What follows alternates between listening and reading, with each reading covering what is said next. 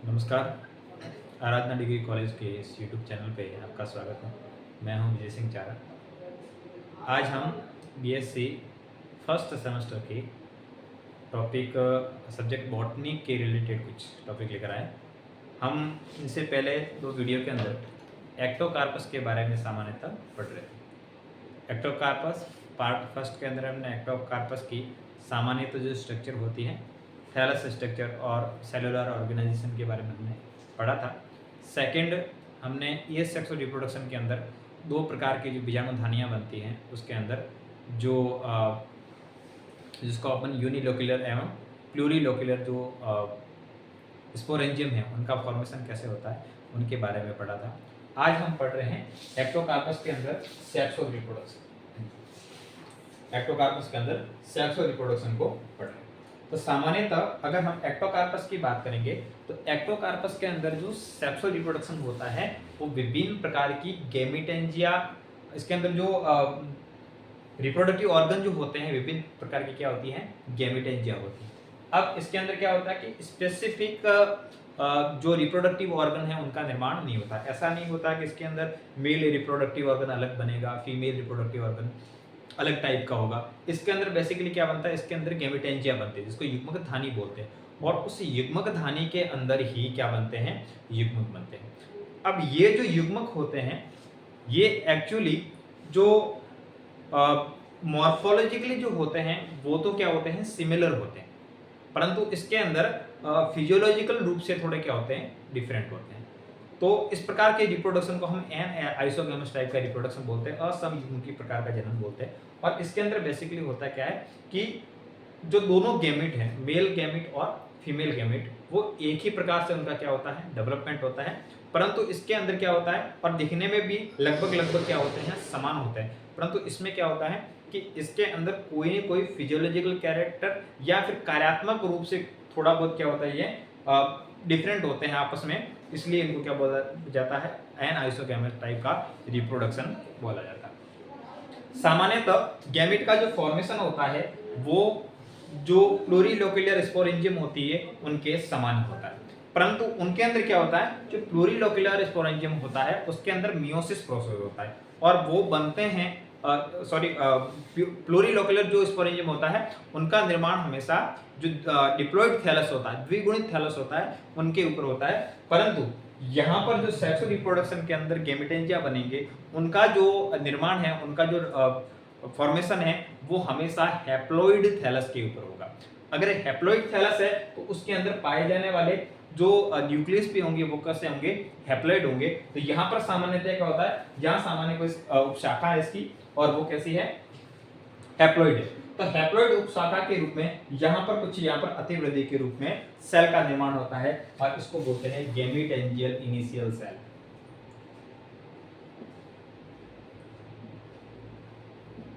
इसको गैमेटेंजियल initial cell बोलते हैं। और ये गैमेटेंजियल इनिशियल सेल है, ये क्या करती है, आगे विभाजन करती है और विभाजन करके दो सेल का निर्माण करती है। एक सेल जिसको बोलते हैं गैमेटेंजियल सेल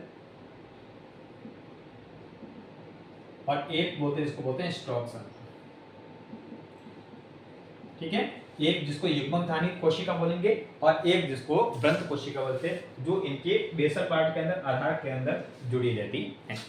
अब क्या होती है, ये जो स्टॉक सेल होती है ये आगे डेवलपमेंट के अंदर भाग नहीं रहती, ये इसको बेस प्रदान करती है, परंतु इसके आगे जो ये गैमेटेंजियल सेल है, इस गैमेटेंजियल सेल के अंदर एक अगुणित न्यूक्लियस है और उस न्यूक्लियस के अंदर लगातार क्या होते हैं, समसूत्री विभाजन होते हैं, माइटोसिस होता है, और उस माइटोसिस के द्वारा इसके और ज्यादा क्या होता है, आगे अधिक मात्रा में केंद्रकों का निर्माण होता है। और जैसे ही केंद्रक बनते जाएंगे कि इनके बीच में सेप्टा का जो ट्रांसवर्स सेप्टा होते हैं, अनुप्रस्थ पटों का निर्माण शुरू हो जाता है। और इस प्रकार से क्या हो जाएगा, पहले लॉन्गिट्यूडिनल इस प्रकार से इसके अंदर ट्रांसवर्स सेक्शन बन जाएंगे, उसके बाद में बहुत सारे यहाँ पर क्या बन जाएंगे, कोष्ठक बन जाएंगे, लोक्यूल बन जाएंगे, और प्रत्येक कोष्ठक के अंदर एक हैप्लॉइड न्यूक्लियस उपस्थित रहेगा। अब क्या रहेगा, अब ये जो हैप्लॉइड न्यूक्लियस है और ये कंप्लीट सेल है जिसको अपन प्लूरीलोक्युलर गैमेटेंजिया बोल सकते हैं, बहुकोष्ठकीय युग्मकधानी बोल सकते हैं, और इस बहुकोष्ठकीय युग्मकधानी का प्रत्येक कोष्ठक का जो कोशिका द्रव्य है वो एक केंद्र की खंडों के अंदर विभाजित हो जाता है और प्रत्येक खंड से क्या बनते हैं, आगे जाके गैमेट बनते हैं। ठीक है, प्रत्येक खंड से आगे जाके क्या बनेंगे, हैप्लॉइड गैमेट का फॉर्मेशन होता है। गैमेट हमेशा हैप्लॉइड होता है। अब उसी प्रकार एक युग्मक थानी से इस प्रकार के क्या होगा, गैमेट का निर्माण हो सकता है। इसको अपन बोलेंगे प्लस स्ट्रैंड, हो सकता है इसको अलग अलग स्ट्रैंड का नाम दे दें, क्योंकि इसके अंदर क्या होता है कि दो अलग अलग स्ट्रैंड की युग्मक धानियों के अंदर बनने वाले जो युग्मक होते हैं वो आपस में फर्टिलाइज होते हैं।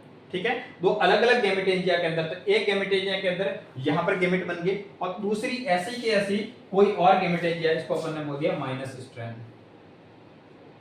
ठीक है, ये हो गया प्लस स्ट्रैंड का और दूसरा हो गया माइनस स्ट्रैंड का। तो माइनस स्ट्रैंड के अंदर भी सेम डेवलपमेंट होगा। कोई क्या बनेगी, यहाँ पर गैमेटेंजियल इनिशियल बनेगी, उसके बाद में स्टॉक सेल बनेगा, उसके बाद में गैमेटेंजियल सेल बनेगी और यहाँ पर पूरी लोक्यूलर गैमेटेंजिया का निर्माण होगा। तो ये क्या है, जो मैच्योर गैमेटेंजिया की स्ट्रक्चर है। और उसके अंदर भी क्या होगा कि वापस बहुत सारे केंद्रकों का निर्माण होगा, बहुत सारे कोष्ठकों का निर्माण होगा और उसके बाद में प्रत्येक कोष्ठक के द्वारा बाहर की ओर क्या बन जाएंगे, यहाँ पर गैमेट का निर्माण होगा। अब इस प्रकार से दो अलग अलग स्ट्रैंड के अंदर बनने वाले जो गैमेट होते हैं ये मॉर्फोलॉजिकल तो क्या होते हैं, सिमिलर होते हैं, आकारिकी रूप से तो क्या होते हैं, समान होते हैं, परंतु इनके अंदर क्या है, कुछ न कुछ फिजियोलॉजिकल रूप से, शरीर क्रियात्मक रूप से इसके अंदर क्या पाया जाता है, डिफरेंट पाया जाता है। जैसे इसके अंदर कुछ गैमेट ऐसे होंगे जो क्या रहेंगे, हाईली एक्टिव रहेंगे, सक्रिय ज्यादा रहेंगी, और जो सक्रिय ज्यादा है उसको अपन ने बोल दिया है मेल गैमेट। उसको क्या बोल दिया अपन ने, मेल गैमेट। और जो सक्रिय कम है वो साइज में क्या होंगे, थोड़े बड़े भी होंगे, उसको अपन ने क्या बोल दिया है, फीमेल गैमेट। ये क्या होगा, मेल गैमेट या फीमेल गैमेट, या इसको प्लस स्ट्रैंड नाम दे दो या माइनस स्ट्रैंड नाम दे दो। इस प्रकार से क्या होता है कि दोनों गैमेट का निर्माण होता है और दोनों गैमेट का निर्माण अलग अलग गैमेटेंजिया के अंदर होता है, परंतु ये गैमेट जो होते हैं मॉर्फोलॉजिकली सिमिलर होते हैं और जो इसके अंदर शरीर क्रियात्मक या फिजियोलॉजिकल रूप से ये क्या होते हैं, थोड़े डिफरेंस होते हैं। अब यहाँ पर जो गैमेट जो क्या है, कम एक्टिव है, ठीक है, कम एक्टिव है, वो क्या करेगा, यहाँ पर उपस्थित रहेगा, और जो ज्यादा एक्टिव है यहाँ पर गैमेट, वो क्या करेगा, अपने फ्लैजिला के द्वारा मूवमेंट करेगा और मूवमेंट करके बहुत सारे एक्टिव, जिसको अपने मेल गैमेट बोला है, ये मेल गैमेट यहाँ पर जो दूसरे स्ट्रैंड के जो कम एक्टिव वाला जो गैमेट है, उसको अपन फीमेल गैमेट बोला है, उनके द्वारा यहाँ पर क्या करता है, इनके एक फ्लैजिला के द्वारा क्या करता है, यहाँ पर जुड़ जाता है। ठीक है, और यहाँ पर जुड़ने को बोलते हैं क्लम्प फॉर्मेशन। तो इसका मतलब दो अलग अलग गैमेट यहाँ पर क्या करते हैं कि अपने फ्लैजिला के द्वारा, एक जिसके अंदर एक्टिव रहेगा और दूसरे क्या, एक जो इसके अंदर इनएक्टिव रहेगा और बाकी सारे जिसके अंदर फ्लैजिला है वो क्या रहेंगे, एक्टिव फॉर्म में रहेंगे। तो ये जो इनएक्टिव वाला है, ये इनएक्टिव एक जगह पे रहेगा और बाकी सारे जो एक्टिव यहाँ पर गैमेट है वो अपने फ्लैजिला के द्वारा इस इनएक्टिव गैमेट के साथ क्या करता है, यहाँ पर जुड़ता है, और इस जुड़ने की प्रक्रिया है वो क्या करती है, क्लम्प फॉर्मेशन करती है। एक्टिव और नॉन एक्टिव का मतलब ये होता है कि ये मूवमेंट नहीं कर सकता। इसका मतलब ये नहीं कि सक्रिय तो रहेगा परंतु ये क्या है, मूव नहीं कर सकता। तो ये क्या है, मूव करने के पर्पज से ये क्या रहेगा, कम एक्टिव रहेगा। अब इनका क्लम्प फॉर्मेशन हो गया। अब इनमें से रैंडमली कोई भी एक गैमेट इसके साथ क्या होता है, फ्यूज होगा, और बाकी सारे जो गैमेट होंगे वो यहाँ से क्या हो जाएंगे, रिलीज हो जाएंगे। तो क्या होगा, जिसके अंदर जो भी इसके अंदर फ्यूज होगा उसके जो फ्लैजिला है उसका कॉन्ट्रैक्शन होगा और ये क्या हो जाएगा, आगे जाके दोनों का क्या हो जाएगा, फ्यूजन। तो एक गैमेट और दूसरा ये गैमेट, अब क्या होगा कि इसके अंदर ये जो न्यूक्लियस था, हैप्लॉइड न्यूक्लियस है, वो क्या आ जाएगा, दूसरे गैमेट के अंदर आ जाएगा। इस प्रकार से यहाँ पर एक डाइकैरियन अवस्था स्थापित हो जाएगी। तो एक सेल जिसके अंदर दो अलग अलग स्ट्रैंड के केंद्र यहाँ पे क्या आ जाएंगे, स्थापित हो जाएंगे।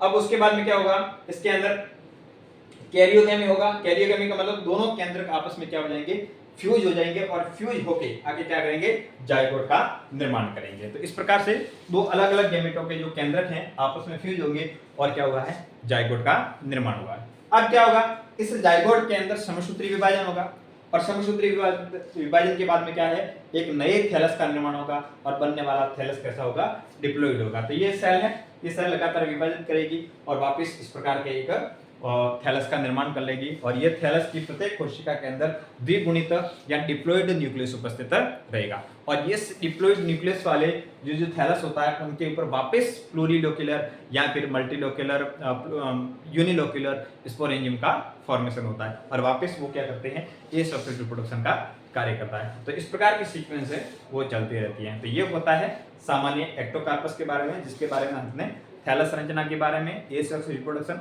और लास्ट ये कौन सा सेक्सुअल रिप्रोडक्शन को हमने पढ़ लिया है। नेक्स्ट क्लास के अंदर एक नए टॉपिक को लेकर आएंगे। आज के लिए इतना ही। Thank you.